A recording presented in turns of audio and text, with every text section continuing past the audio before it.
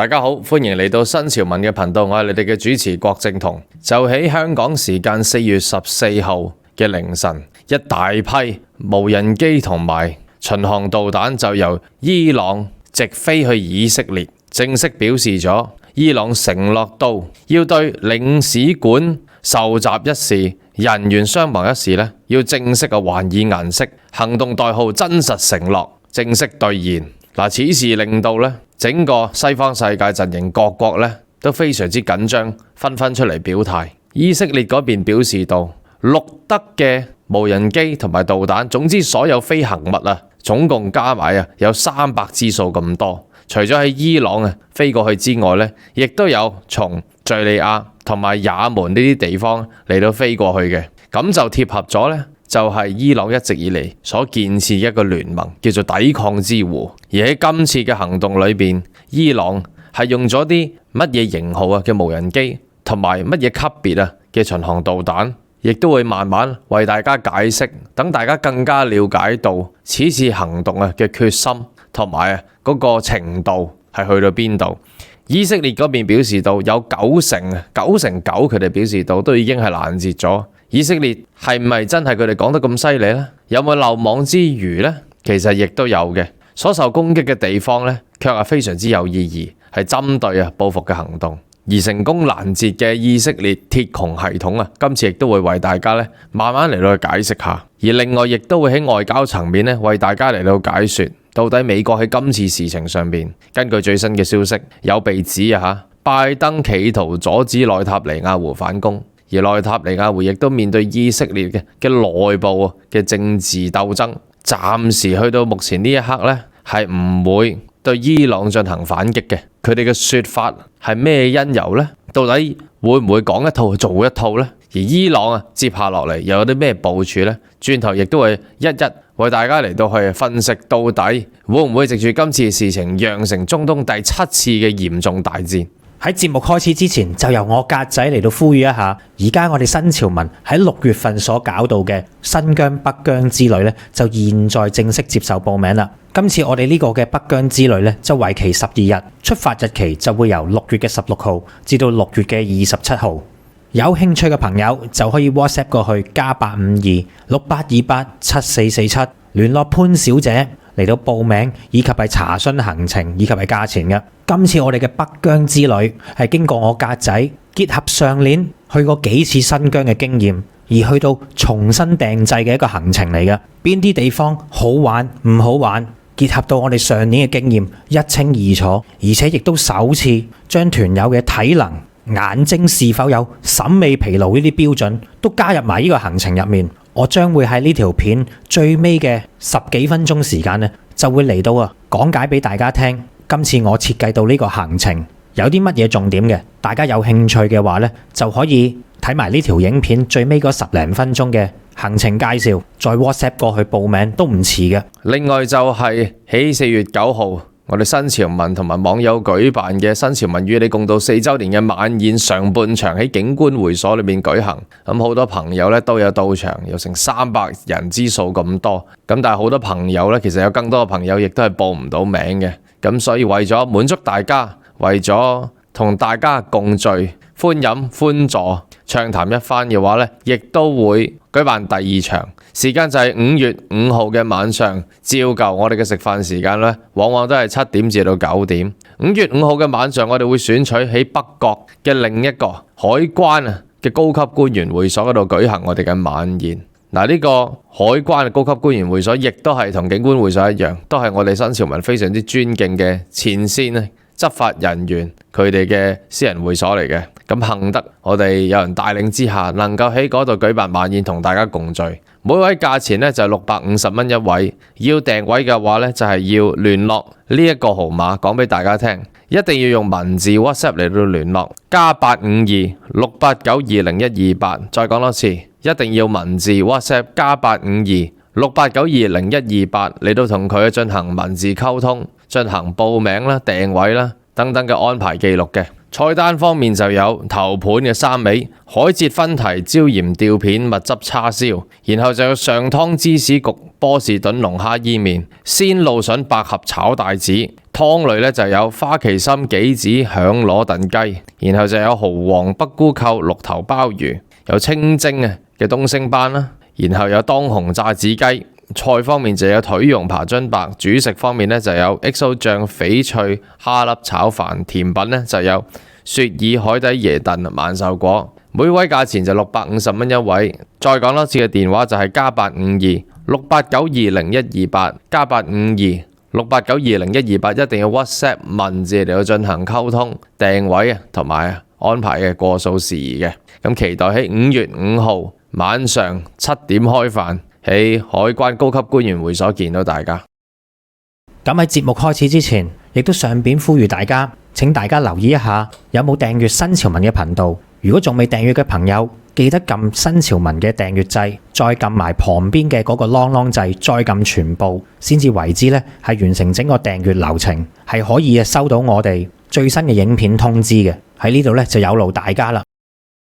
咁事不宜遲，現在就為大家嚟到報道現在國際局勢最緊張嘅一單新聞，就係到底伊朗今次回擊以色列炸佢哋嘅領館嘅行為呢，今次嘅報復行動會否釀成中東第7次嘅嚴重大戰？嗱，而家暫時呢，目前為止呢，伊朗嗰邊有表態，以色列嗰邊有表態，都係呢喺明面上邊唔想將個局勢升級嘅，咁但係講到克制同埋講到忍手，唔想做第一個野蠻出擊嘅人呢，其實喺過去由去年嘅10月到而家呢，我哋都睇到好多噶啦，但係局勢卻一日一日咁升溫。先同大家講咗而家最新嘅消息先，最新嘅消息就係經過喺4月14號，我哋香港時間早上，由清晨去到早上嘅一輪攻擊同埋以色列嘅一輪抵禦之後呢，到底今次伊朗嗰邊佢哋軍事行動特別嘅報復行動有冇奏效呢？據佢哋嘅講法，佢哋係達到咗佢哋目的嘅。而同時喺完成咗一輪攻擊嘅早上，伊朗駐聯合國嘅代表馬上就同聯合國嗰邊表示到，佢哋所動用嘅呢係聯合國嘅憲章正當防衛第51條。就係要嚟回應以色列對佢哋大馬士革外交人員嘅館舍嗰度導致有人離去啦，同埋甚至佢哋伊朗革命衛隊裏邊2位高層嘅離去嘅。同時亦都喺聯合國伊朗嗰邊表示到，駐聯合國嘅代表就話關於以色列嗰邊嘅嗰啲復國主義，美國唔應該再支持呢啲咁嘅彷彿好似流民行為咁樣嘅政治。若然以色列有再一次干犯嘅行為呢，伊朗都會先至會再一次有咁樣斷然嘅回應嘅啫。嗱，聽表面嘅言辭呢，伊朗係想喺聯合國嗰邊就表示到呢件事已經結束咗啦，就係要嚟回應佢哋使館人員同埋佢哋軍人嘅損失嘅一事。其實喺較早之前呢，伊朗亦都喺聯合國嗰邊表示到，若然你派人去拉人嘅話呢，喺12號嗰陣時候佢哋有係會考慮唔進行反擊嘅。當然啦，如果你話數到去4月1號件事啱啱發生嘅時候呢，伊朗嗰邊梗係咬牙切齒咁講到誓要報復此仇不共戴天等等嘅言論啦。咁而家就睇下以色列嗰邊最新嘅消息呢係乜嘢嘅回應咯。以色列呢就係講到面對住由4月14號嘅清晨之前，喺第一波無人機同埋導彈由伊朗嗰邊開始出發，大概去抵達到以色列要幾個鐘頭啦。佢哋已經嚴陣以待啦。以色列嗰邊知道錄得嘅飛行物由無人機去到巡航導彈有錄得300嘅飛行物之多，而且唔係全部都係喺伊朗嗰邊過去嘅，亦都有喺伊拉克同埋也門嗰邊過去，敘利亞嗰邊過去，都由佢哋嘅鐵穹系統能夠進行到99% 嘅攔截。嗱，係咪真呢？轉頭陪大家嚟到去慢慢分析啦。面對咁樣嘅攻勢呢，亦都配合翻以色列之前嘅言論，就係佢想令到局勢升級，等佢哋可以進一步嚟到伸延今次嘅戰事，甚至拉到歐美集團落水嚟到去助以色列，嚟到進行一次中東嘅秩序大洗牌，重整中東嘅秩序，發動一次巨大嘅戰事。如果贏咗嘅話呢，就可以建設一個以以色列為策劃領導嘅一個中東勢力，係絕對喺權力上邊同埋喺資源能源上面呢係大有可為嘅一個壯舉嚟嘅。但係喺目前呢一刻，佢哋最新嘅言論就係表示到，佢哋國家已經由安全嘅內閣授權咗俾戰時內閣嚟到去商議應對今次嘅事，人員就係由總理內塔尼亞胡同埋佢哋現在嘅防長加蘭特，仲有前防長金池，前防長咧同時亦都係反對黨嘅領袖。咁金池亦都表示到啦，就係佢反對今次用同樣嘅甚至更加升級嘅武力咧嚟應對翻伊朗，應該咧先聯絡地區嘅盟友，再商量用啲咩方法，用啲咩時間嚟到令伊朗付出代價，而且應該首要嘅行為咧就係照顧咗啲俾人夾住咗嗰啲人先，要拯救翻佢哋，同埋解決現在以色列咧南北俾人哋圍剿嘅局面所受到嘅威脅，令到百姓咧可以唔使擔心成日匿喺呢個被空擊之處，等佢過唔到正常嘅生活。嗱，呢個係反對黨領袖金池嘅意見。金池係前以色列嘅防長嚟嘅。而另一方面咧，到底美國會唔會喺今次嘅明面支持以色列嗰邊進行更加大嘅回應呢？拜登政府就喺明面喺媒體上面表示到，美國係唔會支持以色列提升力量去進攻翻伊朗嘅。甚至較早前透過媒體有人話拜登漏咗口風話會全力阻止內塔尼亞胡反攻添。呢個言論就係喺4月14號清晨嘅時候就講嘅。當其時呢，嗰啲無人機同埋導彈都仲未到以色列，仲喺上空嗰度係進發緊。美國嗰陣時候已經喺我哋香港時間清晨嘅2點鐘緊急嚟到開一次大會嚟到應對今次嘅局勢噶啦。就係自從喺佢哋美國清晨2點，我哋香港時間清晨2點之前幾個鐘頭有一批無人機同埋導彈由伊朗嗰邊 take off 嘅。咁第一波嘅攻擊其實陸續由香港時間清晨4點去到7點就不停咁嚟去降落喺以色列度。咁好多群眾亦都係影咗喺個電話上面，亦都上載咗喺網上面，想必大家都睇到唔少噶啦。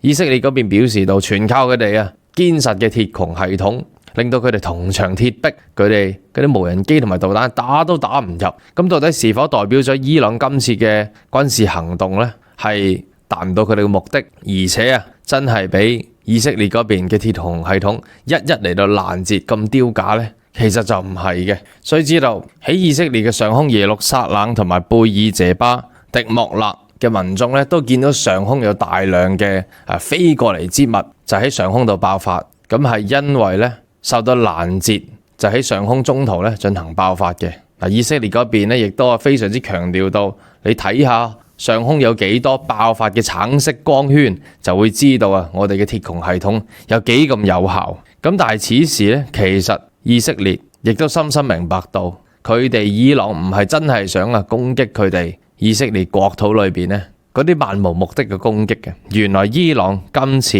佢哋要做嘅就係針對翻報復嘅行動，就係到底邊班人喺大馬士革嘅伊朗領事館策劃今次嘅行動佢哋就喐邊個。分別就係喺以色列同埋敘利亞邊境嘅一個情報中心就受到爆發，現在係停運嘅。而另外就係一個 F-35戰機起降嘅敘利亞嘅一個基地亦都係伊朗今次嘅重點攻擊目標。因為上次就係喺嗰個基地上邊有 F-35嘅戰機嚟到去升空，然之後就去攻擊伊朗嘅駐外領事館，導致佢哋人員傷亡嘅。所以如果以報復嚟到講，斷然回應伊朗係達到佢哋嘅目的。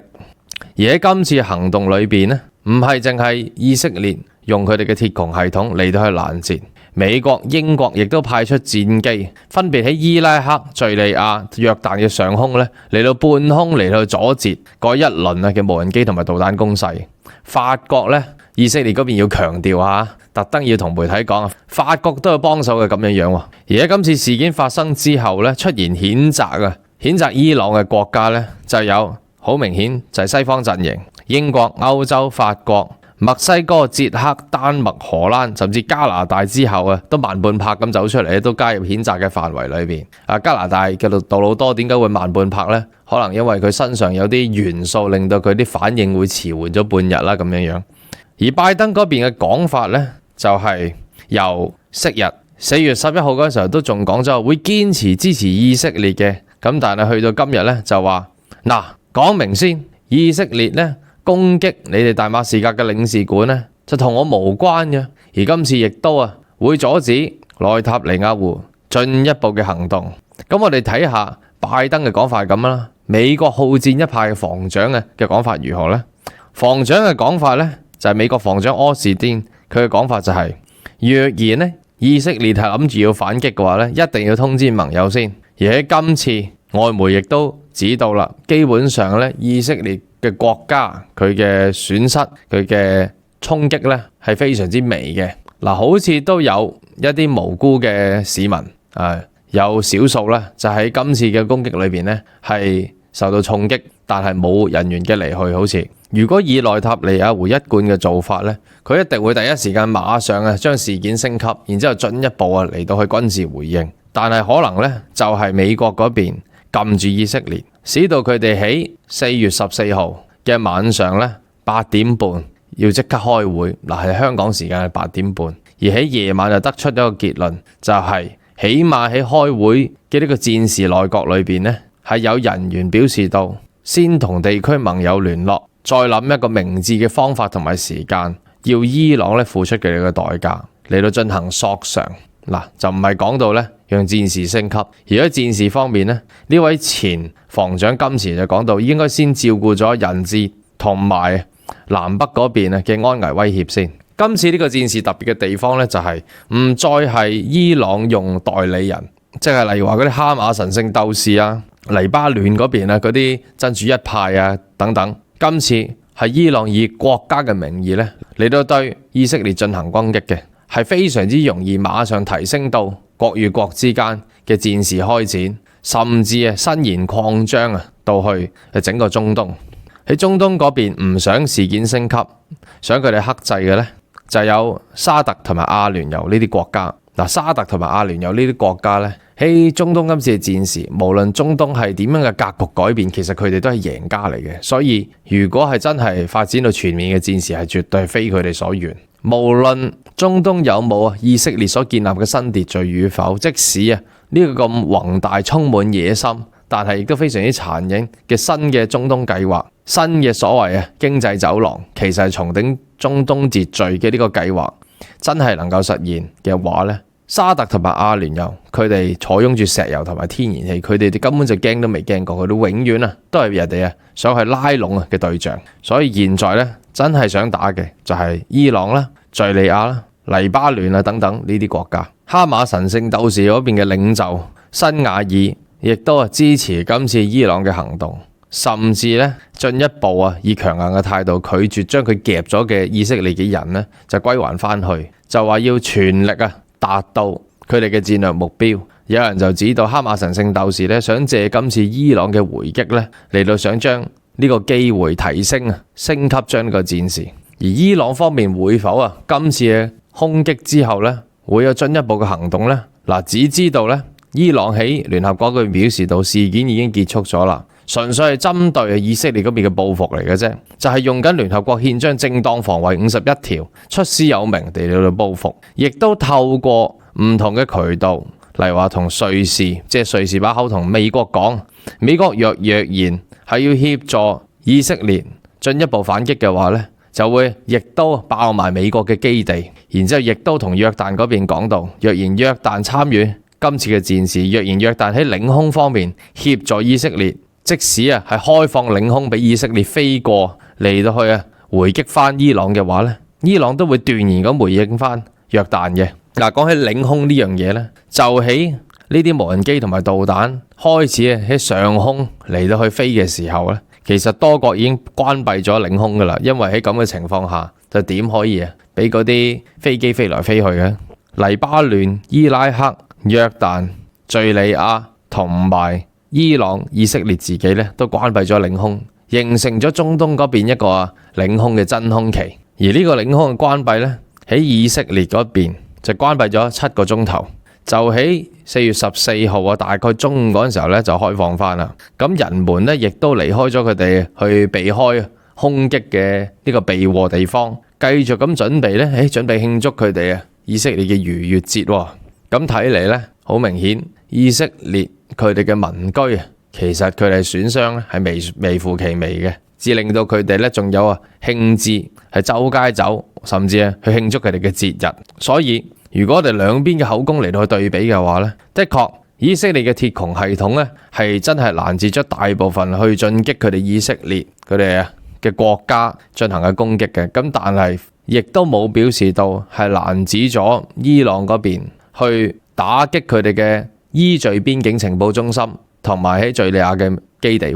咁所以呢，兩邊係冇反駁之處嘅，反而可能呢就係互相輝映，帶出成件事嗰個關鍵，成件事嗰個圖片呢，大家睇得到啦。而家目前為止呢，都未有進一步嘅反應同埋回應呢，話會有進一步嘅攻擊。但係喺暗面層面上面，即係喺過去呢幾個月以色列所做嘅一切，點喺暗面嘅層面上面呢，嚟到去對唔同嘅人士進行心狠手辣嘅軍事行動。過去呢幾個月嚟，以色列對無辜嘅平民百姓、機構、單位同埋聚居地、營地以及嚟自聯合國嘅人士、救助團體甚至記者團體嘅攻擊呢，基本上所有人都看在眼內。從中我哋亦都睇得到喺今次伊朗嘅報復出師有名，係用聯合國憲章嘅正當防衛條例。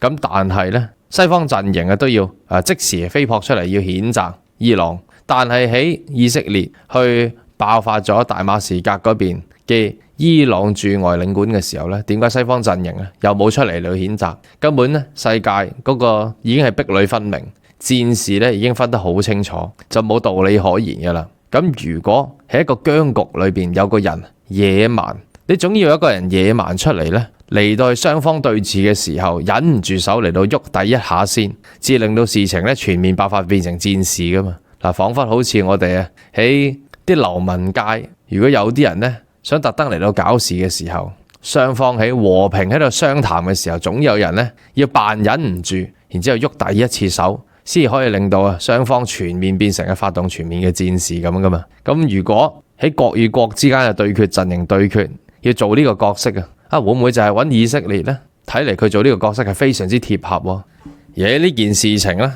我哋中方嘅立場呢就好簡單，敦促世界遵行剛剛開完會聯合國嘅2728號嘅決議。聯合國安理會2728號嘅決議就係表示到應該停止今次嘅干戈，令到以色列同埋巴勒斯坦兩國都有立國佢哋機會將佢哋國土翻去呢個72年之前嘅嗰個局面。即係其實咧喺個版圖上面咧，就係兩國大家平均咁嚟落去享用巴勒斯坦呢個地方嘅嗰塊土地。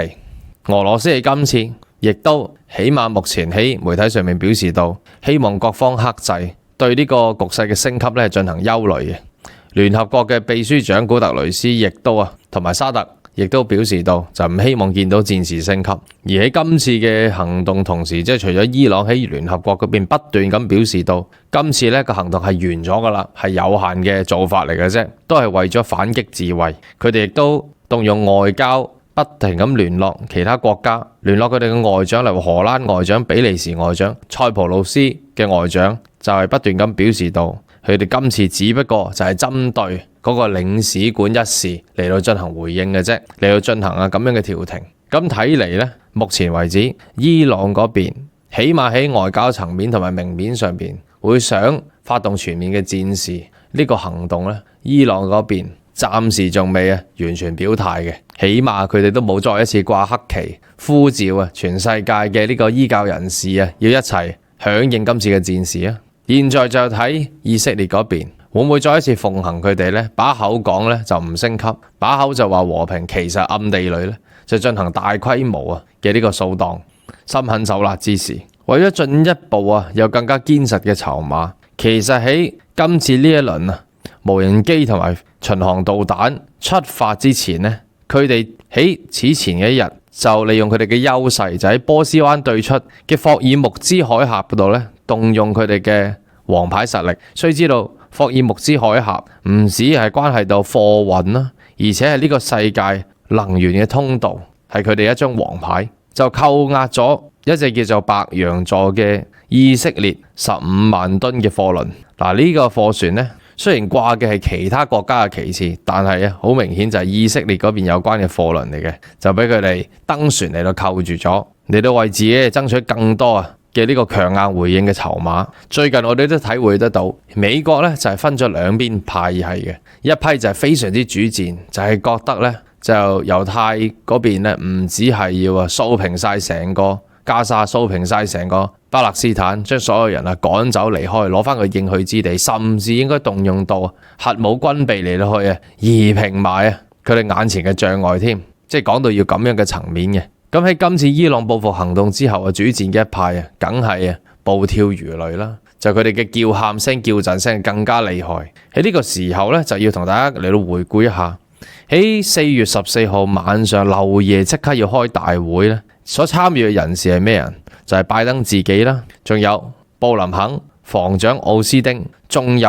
佢哋嘅情報總監Burns，就一齊嚟到開今次嘅突發會議，就係研究點研究喺今次事件點樣應對，唔係研究點去全力協助以色列。但係咧喺另一邊廂，當經過咗4月14號嘅早上一輪攻擊之後，喺伊朗聯合國嗰邊早上已經表咗態，話只不過係一個有限度嘅報復行動啫。之後美國嘅情報總監保頓卻喺一個電視節目嘅訪談上邊就指到嚟緊以色列嘅報復行動會更加大。以色列一報復嘅時候伊朗嗰邊亦都會反應更大。佢覺得戰事係會升級嘅。到底邊個講嘅先係啱呢？我自己就會覺得以色列嗰邊係會藉住咁樣嘅機會嚟到將戰事進一步嚟到升級，達到佢想重整中東秩序、發動全面戰事嘅目的嘅。因為佢嘅情況已經越嚟越着急啦。咁再之後就為大家解說下今次以色列表示到自己有99% 嘅呢個攔截能力，令到佢哋以色列銅牆鐵壁點攻都攻唔入嘅呢個所謂嘅鐵穹系統係有幾犀利咯。嗱，話說鐵穹系統就係2006年嗰陣時候，以色列因着同呢個黎巴嫩嘅戰事所諗到要研發嘅一套有防空系統，當其時係以色列裏邊嘅拉斐爾高級防務系統同埋以色列嘅航天工業一齊嚟到研發嘅一個防護系統嚟嘅。咁直至到2011年全面登場，佢所其中一個裝咗嘅地方就喺呢個貝爾謝巴，距離加沙40公里外嘅一個地方，嚟到去能夠攔截到火箭彈、短程嘅導彈同埋無人機嘅。所以今次無人機同埋巡航導彈嘅使用底下亦都能夠以鐵穹系統嚟到去回應。一座咁樣嘅鐵穹系統就需要5000萬嘅美元，5000萬嘅美元作為呢個鐵穹系統。呢隻叫做 Tamir 嘅呢個攔截導彈，造價每一碌8萬蚊美元，每次射要射2支，咁即係每次攔截射出嚟起碼要16萬嘅美元。其問題佢攔截嘅對象若然係啲火箭炮講緊就係1000蚊美元，你要用16萬美元嚟到攔截1000蚊美元嘅嘢。莫講話火箭炮本身都係比較平啊，若然啲短途導彈講緊係1萬蚊美元一支，係或者嗰啲1萬至2萬蚊嘅美元一支，你用16萬嚟到攔人哋一次，咁其實你都係相當之昂貴，係根本係燒緊錢嘅。無人機亦都係一樣，由幾千蚊美元去到過萬或者2萬蚊美元嘅無人機，當中配備嚟話今次嘅攻擊就有帶有20公斤嘅炸藥。咁你到底可以出幾多次呢啲 Tamir 導彈嚟到去進行攔截？若然人哋出幾多，今次錄得300飛行之物，無論係巡航導彈同埋無人機有300支數咁多，你又究竟出咗幾多次嚟到攔截佢哋呢300個架次嘅飛行之物呢？咁睇嚟唔好講戰略目的邊個贏邊個輸，邊個湊唔湊巧，淨係喺金錢上邊你都已經蝕咗好多錢啦。所以好多人民就講啦，以色列嘅人民就話，以色列彷彿就好似將佢哋嘅錢就用咗喺佢哋嘅防護系統上邊，但係喺真正若然戰事爆發，佢哋啲人需要走難去避禍，所需要嘅地方同埋物資就睇嚟以色列嗰邊嘅政府卻相當之欠奉。點解所有錢都攞咗嚟去嗰啲軍事防護系統上邊呢？咁就梗係啦，因為人哋啲錢就係想用喺軍事防護系統技術嘅交流上邊，就唔想用喺呢啲人上邊嘅。可能好多人就會覺得啦，以色列抌咁多錢嚟到起啲防護嘅軍備啊，都係為咗人嘅生命啫，唔係啊，其實係為咗軍備市場，唔係為咗你哋。咁另一方面呢，伊朗嗰邊今次就動用邊個型號嘅無人機呢？就好多人都知道啦，就係有大量嘅見證者136號啊無人機就由伊朗嗰邊嚟到出發。而除此之外，導彈方面呢，就有征服者110號導彈，佢個航程呢就300公里，係地對地嘅導彈嚟嘅。而另外呢，仲有另一隻叫做流星3型嘅地對地巡航導彈，範圍係1280公里。由伊朗嗰邊出發嘅時候呢，能夠直達以色列、土耳其、俄羅斯、印度同埋沙特呢啲國家，係伊朗嘅國防工業自己研發，就同之前嗰隻征服者300公里嘅呢，征服者110號，亦都係呢伊朗嗰邊嘅軍工自己去研發嘅導彈嚟嘅。嗱，好似嗰啲代理人，例如話嗰啲哈馬神聖鬥士啊，或者真主一派啊呢啲呢，佢哋其實喺咁耐以嚟對以色列嗰邊進行攻勢用嘅呢係伊朗提供嘅軍備，已經都唔係新鮮事噶啦，已經係經常嘅慣例。而今次呢，特別要提嘅地方就係唔係淨係伊朗嗰邊對以色列嗰邊進行攻擊，而係一直以嚟咧大家都聽過一隻叫做抵抗之弧，就係由呢個也門嗰邊、伊拉克、敘利亞嗰邊一齊一個弧形啊，咁嚟到去對以色列嗰邊進行嘅一個佢哋嘅聯盟攻勢嚟嘅。今次嘅行動咧，代號就叫真實嘅承諾，即係講得出咧，做得到。如果伊朗嗰邊係真係對始作俑者嘅情報中心同埋以色列駐外嘅基地，因為佢哋係始作俑者，係佢哋導致伊朗駐外嘅領館受到衝擊，導致人員嘅傷亡嘅時候咧，咁伊朗咧係絕對達到咗戰事嘅目的嘅。咁如果對以色列嚟講，佢能夠用佢哋鐵穹系統攔截到好多飛佢哋國土嘅無人機啊、導彈咁樣，咁佢哋亦都可以係炫耀一番。不過好多人就講，若然只不過無人機嘅話，咁對戰事係一個層面，但係其實若然出到導彈嘅呢，就已經係變成全面嘅戰事嘅啦。所以現在就只待以色列嗰邊會點樣嘅回應。嗱，現在呢把口就話另擇時間、另擇方法，要伊朗付出代價。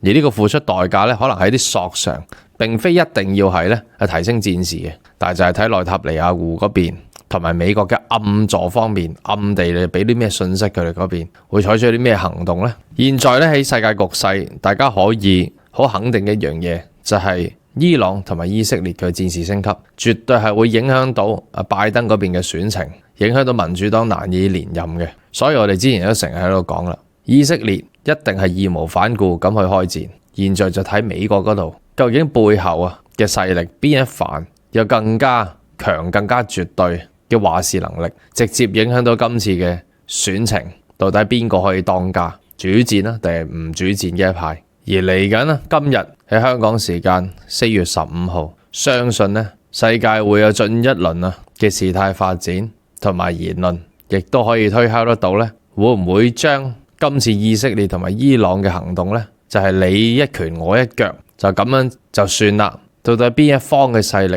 會講一套做一套，咁去提升今次嘅紛擾呢？嗱，我哋外長王毅就對住布林肯就講得好清楚啦，就係當布林肯喺今次伊朗反擊之前呢，布林肯話你中國一定要撳住伊朗，唔好俾佢反擊啊，因為你中國要喺勸和促談上面出分力先得噶嘛，咁樣嚟到套帽子，咁樣嚟到屈我哋。而我哋王毅就對住布林肯講啦，就係話你哋美國先至係應該喺今次中東嘅紛擾上邊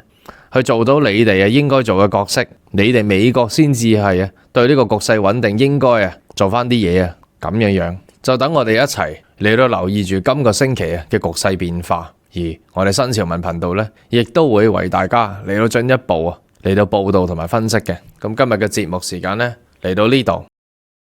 喺節目結束之前，就由我格仔嚟到親自介紹一下新潮文嚟緊喺6月份所搞到嘅新疆北疆之旅究竟係點樣嘅先啦。今次我哋嘅行程就為期12天嘅，出發日期就會由6月嘅16號至到6月嘅27號。由於今次呢個行程係由我格仔結合到上年3次去到新疆之旅所改進到嘅經驗而重新編排嘅行程嚟嘅，所以今次嘅行程咧就同上年有啲唔同，係結合到究竟有邊啲地方好玩、唔好玩，好玩嘅我哋就保留，再加入啲新嘅元素，亦都加入埋大家嘅體力考量同埋眼睛疲唔疲勞而重新設計嘅。所以有興趣嘅朋友咧就喺 WhatsApp 過去+852-6828-7447聯絡潘小姐嚟到報名，以及係查詢價錢同埋行程嘅。嗱，咁事不宜遲啦，就由我哋講下呢個行程第一日。我哋咧首先就會由香港出發，乘坐我哋已經為大家預先安排好嘅包車，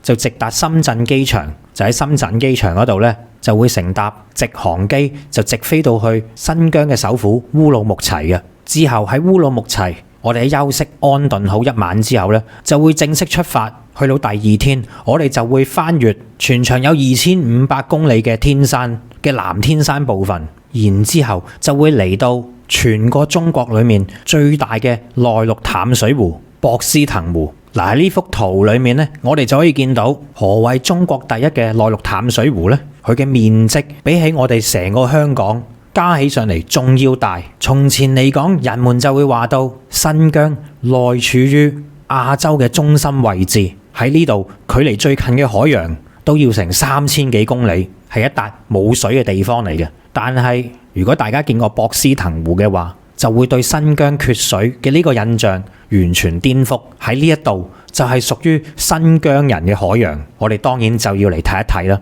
再之後呢，我哋就會去到庫爾勒市呢一個被稱為梨城嘅地方，佢係有住全中國最好食嘅梨嘅。然之後喺安頓一晚之後，就嚟到第三天，我哋就會嚟到我哋行程嘅其中一個重點，有人間仙境之稱嘅巴音布魯克大草原。同一時間，巴音布魯克大草原亦都係中國第2大嘅草原。嚟到呢度，大家就可以見識到平時我哋手機或者係電腦所用到嘅嗰啲 wallpaper， 一般咧都以大自然環境咧就作為藍本嘅。嚟到巴音布魯克大草原，你就會見識到比電腦屏幕、電視屏幕、手機屏幕更加靚嘅現實版 wallpaper， 比起我哋喺電腦或者手機見到嘅仲要嚟得更加真實、更加靚。我自己睇完咧，亦都係畢生難忘嘅。當然喺巴音布魯克大草原仲有一個唔可以唔睇嘅位，呢一個咧就係巴音布魯克草原裡面嘅9曲18彎。大家好彩嘅話咧，亦都可以喺黃昏嘅時候嚟到見識一下乜嘢叫做同一時間見到9個太陽呢一個咁奇特嘅場面。喺完結咗呢一天嘅旅程之後呢，我哋就會嚟到第4日，呢個同樣都係我哋整個旅程裡面嘅其中一個重點嚟嘅，就係會去到同巴音布魯克大草原叮當碼頭嘅那拉提空中草原嗰度啦。但係我哋喺去到那拉提之前，就會嚟到特登精心安排到乘坐商務嘅豪華車嚟到穿越一下著名嘅獨庫公路。獨庫公路亦都係被我哋全中國熱愛駕駛嘅人士被譽為一生必經嘅一條屬於我哋中國嘅公路嚟嘅。獨庫公路每年只會開放3個月嘅時間，喺行晒成條獨庫公路，大家就會見到何謂一條公路經歷4個季節。然之後喺我哋穿越咗獨庫公路之後呢，就會正式進入到那拉提空中草原呢一個國家5A 級嘅景區㗎啦。那拉提空中草原佢美麗嘅程度真係可以話到係非筆墨可以形容得到嘅。當然睇完空中草原都係唔夠嘅，我仲特登安排到去到草原旁邊嘅花海那拉提嚟到俾大家睇一睇乜嘢叫做漫山遍佈唔同色彩花卉嘅呢一個壯麗嘅情景。喺呢度大家記得影多啲相，出盡全力咁打卡，保證你係一世難忘㗎。然之後我哋就會進入到第5天嘅行程。呢個行程係我格仔今次新加入到嘅一個新景點嚟嘅。我哋就會去到位於新疆特克斯縣附近嘅焦蘇大草原嗰度。同前面2個草原有少少分別嘅就係，我哋嚟到呢度所睇嘅就係連即使全個中國都好難揾得到嘅天馬玉河，就係由到當地嘅牧民一邊趕住當地盛產嘅伊犁馬，亦即係俗稱嘅天馬，數十隻嘅呢啲天馬喺河水裏面奔跑，激起陣陣嘅浪花。呢個情景相信亦都會令大家係畢生難忘嘅。喺睇完天馬玉河表演之後呢，我哋就會嚟到著名嘅特克斯呢一度亦稱係八卦城嘅。八卦城顧名思義，如果從天空上面嚟到俯瞰嘅話，成個特克斯城就仿似一個大型嘅八卦一樣。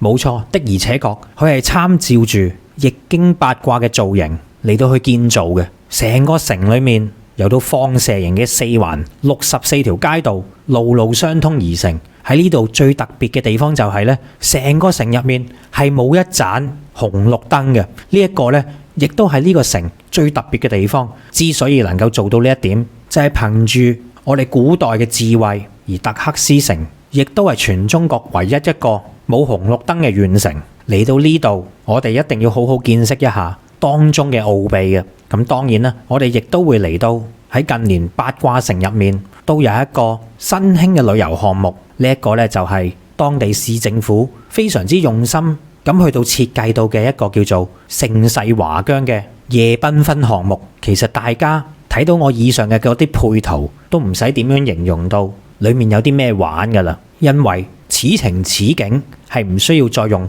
文字再去到描述㗎啦。之後我哋就會嚟到第6天嘅行程，就會由特克斯縣去到北疆其中一個最重要嘅縣城。呢一度呢，就係我哋中國伊尼哈薩克自治州裏面嘅首府伊寧市啦。從前嘅伊寧市係我哋中國整個新疆入面嘅第一首府嚟嘅，但自從喺清末年代因為列強嘅入侵，新疆嘅面積縮細咗，所以就令到從前嘅伊寧市係我哋整個新疆嘅中心城市，就一舉變成為一個比較靠近邊境嘅城市。因此咧，先至將我哋新疆嘅首府咧搬咗去烏魯木齊嘅啫。但係依然係唔會令到伊寧市佢嘅色彩有任何嘅減弱嘅。因此我哋喺呢一度咧就重點留2日嚟到玩盡整個伊寧嘅。喺伊寧嘅附近就有非常之漂亮嘅天山花海可以俾我哋睇到。嗱，就正如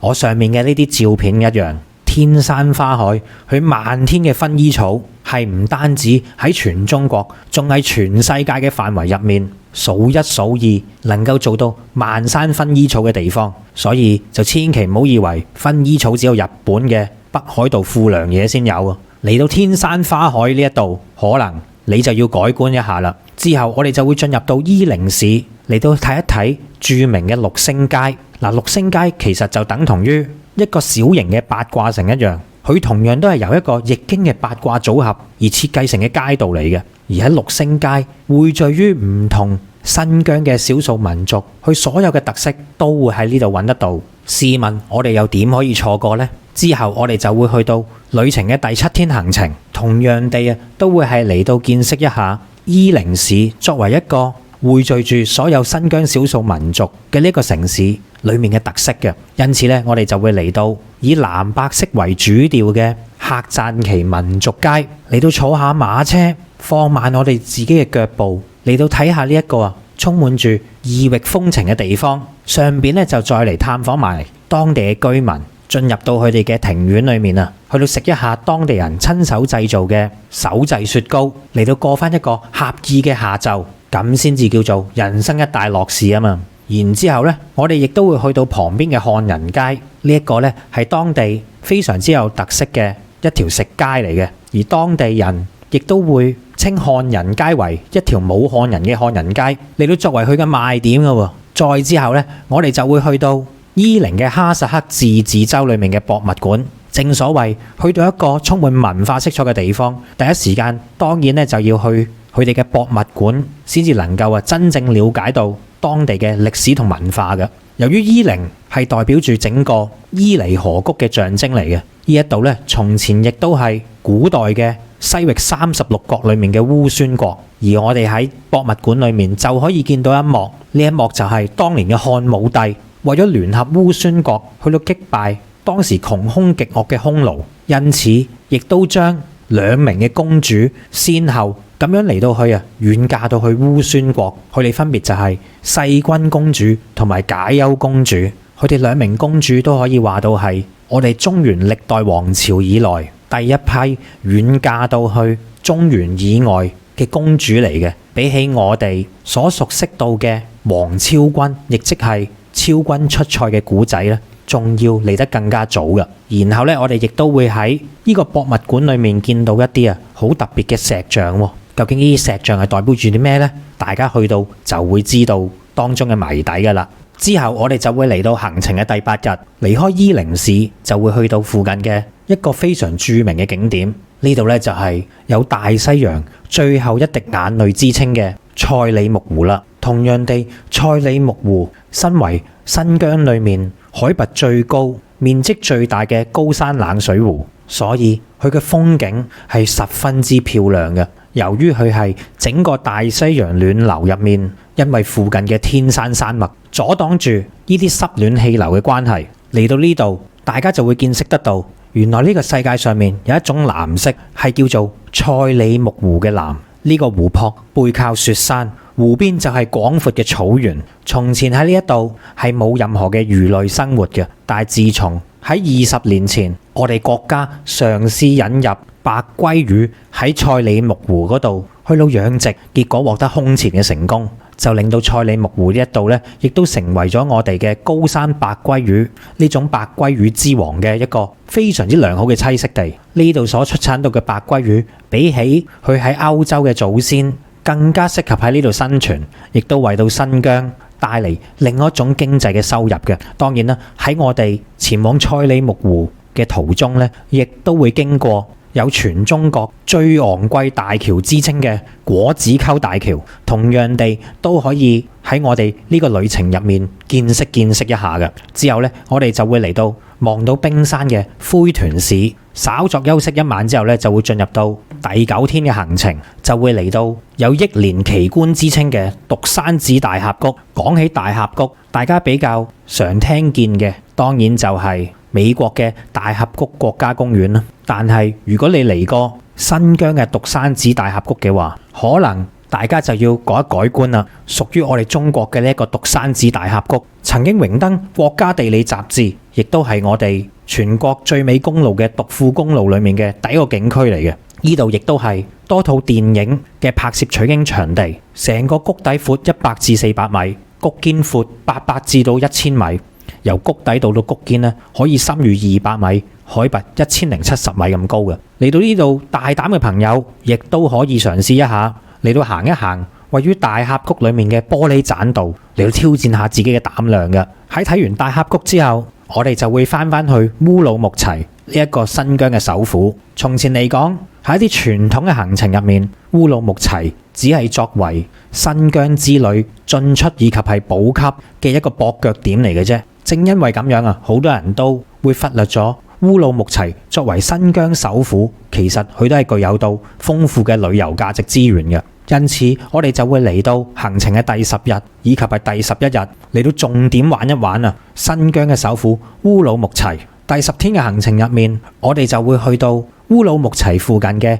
天山天池風景區。天山天池風景區作為國家重點嘅5A 級景區，以及係世界嘅自然遺產，喺呢一度絕對有唔會輸俾其他新疆其餘風景區嘅壯麗景色嘅。當然，除咗睇風景之餘，我哋亦都要重點嚟到去發掘到當地嘅人文色彩。因此呢，我哋就會去到我格仔認為全新疆最正嘅博物館，位於烏魯木齊市嘅維吾爾自治區博物館，就係我哋了解到新疆人文風情、歷史文化嘅最佳博物館嚟嘅。喺呢一度最出名嘅就當然係有古代西域36國之一嘅樓蘭古國裏面嘅樓蘭乾屍啦。除此之外，如果大家仲想睇到其他喺古代西域嘅一啲奇珍異寶嘅話呢，呢一度絕對能夠滿足到大家嘅好奇心嘅。大家就可以從維吾爾自治區博物館裏面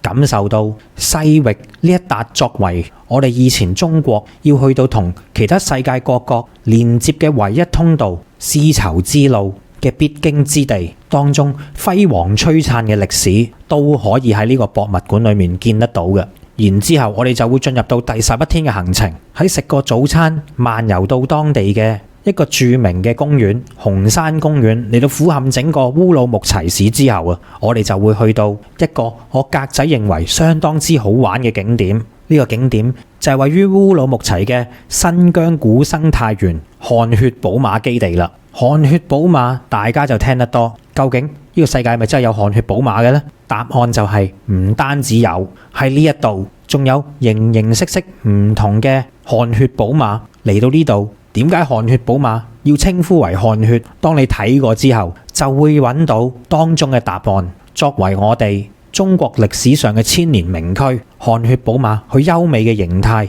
以及係敏捷嘅身手，真係絕對能夠稱得上馬中之王嘅呢個稱號。難怪汗血寶馬佢嘅身價曾經喺拍賣會上面係可以高達1600萬美元，折合翻我哋港幣係達到1億2800萬，足夠我哋買20台法拉利有餘啊！而嚟到呢度，我哋就可以見識到純種嘅汗血寶馬一睹佢嘅神秘風采嘅。而唔單止係咁，除咗汗血寶馬呢啲咁珍貴嘅馬匹之外啊，喺園裏面仲養住啊嚟自於世界各地唔同嘅馬，而當中仲有全世界體型最龐大、體重最重嘅夏爾馬。呢一種類型嘅馬，佢站立起上嚟嘅時間，肩膊位置已經超過2米咁高，整個人行埋去就仿如好似縮細咗一樣。當時我見到嘅時間呢，都嚇咗一跳，成隻馬佢嘅體重係可以超過1噸嘅，而且喺園裏面除咗馬匹以外，仲有大量珍貴嘅奇珍異寶，亦都同樣地俾到一個理由我哋去到值得花時間喺呢度留耐啲嘅。然後作為旅程嘅尾聲，當然我哋就要嚟到非常之著名嘅位於新疆烏魯木齊嘅國際大巴扎，嚟到作為最後嘅血拼，買多啲手信帶返香港。大巴扎喺新疆維吾爾語裏面，亦即係解做大市場咁解。顧名思義，呢度就係匯集住全新疆形形色色唔同種類嘅商品，係旅遊人嚟到新疆必去嘅景點嚟嘅。然之後經過咁多日精彩嘅旅程，我哋就會嚟到第12日，乘坐翻直航嘅飛機翻到去深圳寶安機場，再乘搭到我哋嘅包車，就翻到去香港，作為今次旅程嘅完結嘅。喺呢度需要注意嘅就係，今次我哋嘅行程係會包送一張夠玩全程12天嘅電話數據卡，就等大家喺旅途裏面都可以暢通無阻咁上網。再加上亦都有一啲老人家嘅優惠，以及係我哋專登為大家嚟到去精心安排到嘅俗稱飛機椅旅遊大巴嘅呢啲豪華巴士，都會提供到俾大家去舒適咁玩盡新疆嘅呢12天旅程嘅。大家對呢個旅程有興趣嘅朋友，就可以 WhatsApp 過去+852-6828-7447聯絡潘小姐，去到報名以及係查詢行程嘅細節以及係價錢嘅。再講一次，係 WhatsApp +852-6828-7447聯絡呢個 WhatsApp，希望到時見到大家同我格仔玩盡呢12日嘅新疆之旅。咁好啦，今日我哋嘅節目時間就嚟到呢度。臨結束之前，再次提大家，記得訂閱新潮文嘅頻道，新潮文2.0嘅頻道，以及係喺訂閱嘅同時，記得撳埋旁邊嘅啷啷掣，再撳全部，先至為之係完成整個訂閱嘅流程。咁樣你先可以收到我哋最新嘅影片同埋直播通知嘅。咁好啦，今日嘅節目時間就嚟到呢度，拜拜。